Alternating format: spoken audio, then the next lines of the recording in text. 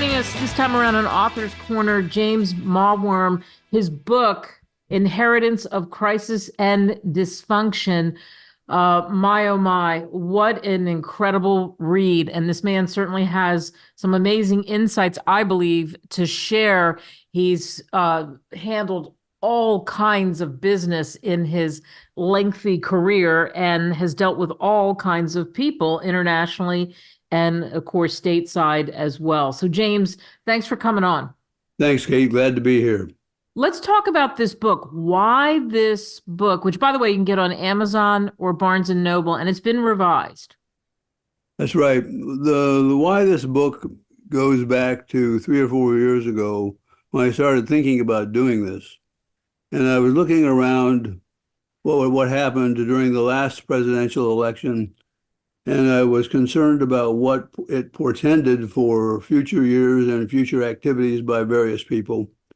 And I began to be concerned that some of these people who are saying there could be danger to our democracy might be right. When I first heard that scare tactic, I thought, nah, that's crazy. But, it's not so crazy. And events since I started thinking about this book 3 or 4 years ago have proved me right.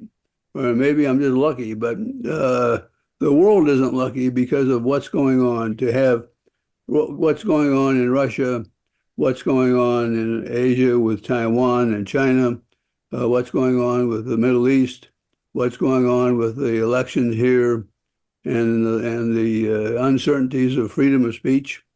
And so what I wanted to do was to write a book that people could think about, talk about,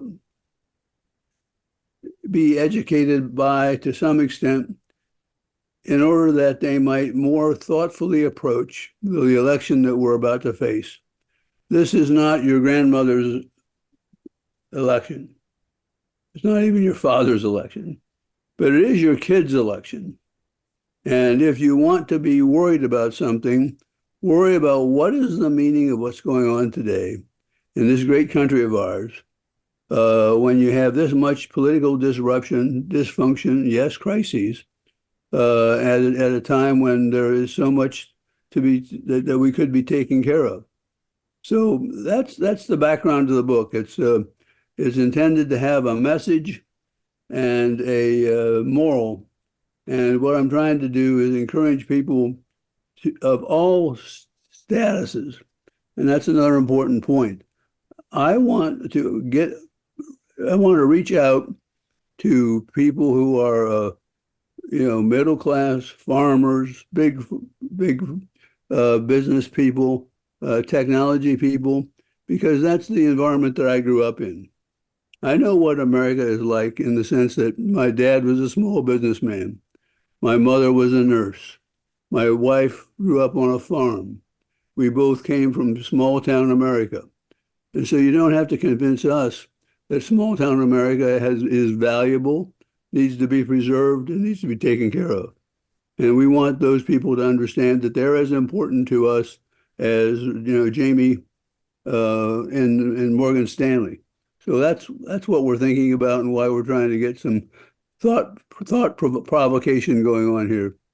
Yeah, and you really cover it all. If you look at all the chapters for everybody listening, the way they're broken down, even from the very beginning, first client call, selling salt at the White House, farming, as you just mentioned, farming in the new normal, which is very, very different. What keeps local leaders awake at night?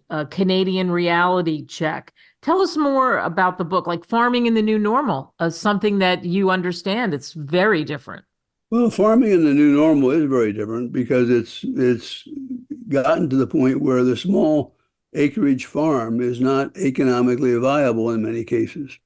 It used to be that, when I was growing up, and I can say that because I'm old enough, when I was growing up, 170-acre farm was okay.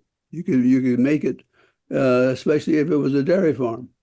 But today, you're looking at a different size farm in terms of size and ability to survive. And then the bigger you are, of course, the more you worry about what's going on between China and the United States in terms of trade practices. And so when you think through all of the issues that they are facing, and the statistics bear this out, small farmers are being gobbled up at a relatively rapid pace. Is that a good thing for America? Maybe. I think we probably want to retain our ability to control our own destiny in terms of farming policy and not, quote, farm out, if you will, the setting of policy for our agricultural activities to people in Europe or in Asia. Yeah. Another thing that you talk about, as I mentioned, your international background, and you cover so many areas there as well in various chapters.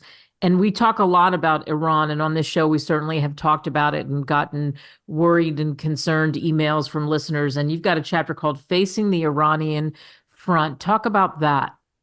Well, in the context of the book, we were trying to pick out things that were somewhat predictive. And I sort of called it predictive fiction. And the book is clearly a fiction book, but what we're trying to do is bring it into a sense of reality, into an arc of reality, if you will. And Iran is, of course, heavily engaged in the difficulties in the Middle East right now.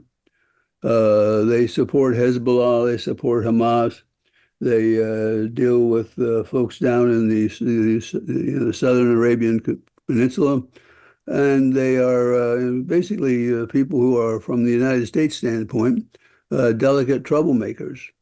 But the interesting thing about Iran, and this will be a little bit different perspective than some of your guests might have, Iran is an interesting country because it's an educated country. There are lots of young people there who are not happy with their current state of affairs. There are people who want to escape the increasingly abusive government there. And so Iran, to me, is a good example of a country that could fly if we had the right banners to fly under. And that's why from time to time you get into situations with Iran that are going to be difficult. And clearly, as long as Iran is leading the Shia sect activities in the Middle East, and others are out there in other ways, you're going to have not only battles between the Western countries and Iran, but among the Middle Eastern countries, which makes it even harder.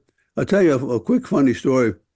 Sometimes I think I'm the guy who caused the Iranian Revolution. Iran has been changed its name back in the 30s or 40s. And we being the United States and Great Britain, basically placed a government in place. It was led by the Shah of Iran. From my little town in Ohio, we used to have Doc Ellis and his wife, who were missionaries to Iran. And Doc Ellis was a doctor who really focused on animals, so he was really more of a vet. So Doc Ellis and his wife moved back. And this time we moved to a much bigger city. And since my mother knew Mrs. Ellis, I had to one year go over to her house and water her poinsettias. I think I did this for free, but that's good because I didn't get very good results. But I wonder if the Shah of Iran gave those poinsettias to Mrs. Ellis, and I killed them, and that's the beginning of all these problems. You have such a sense of humor. Okay, and one of the things about your background is that you are the chairman emeritus, because you're now retired, of one of the world's largest global law firms. People can read that on your bio.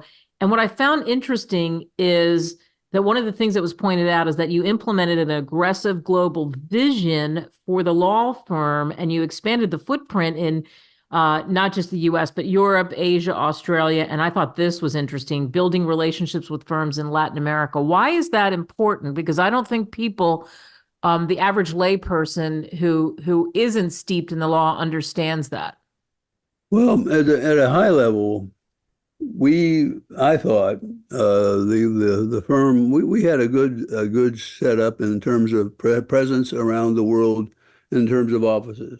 One of the things we paid a lot of attention to was quality of the people we were trying to bring together, cultural fit, and then there had to be a financial fit. Those were the three characteristics that we were looking for. But of all of these, I think really the cultural fit is most important, because as we talked about earlier, what's going on right now in the world is that there is a crisis of confidence in international structures. When you have the people like Putin attacking the United States, reminds me of the days when I was a kid, when Khrushchev pounded his shoe on the rostrum at the in the United Nations. I mean, how long can we put up with this, and how long can we put up with the dysfunction, if you will, to go back to the book's title, that invades all that we need to do.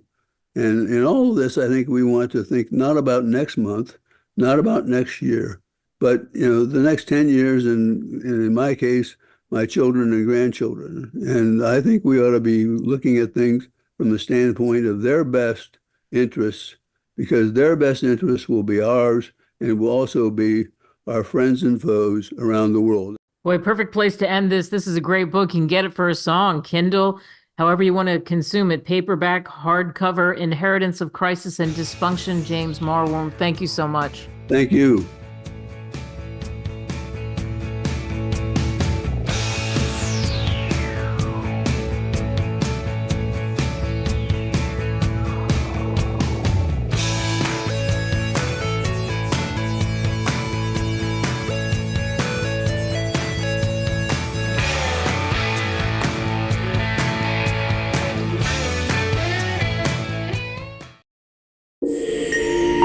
Visit us at www.greatwritersmedia.com. Email us at info@greatwritersmedia.com or call us at +1 877 556 0486.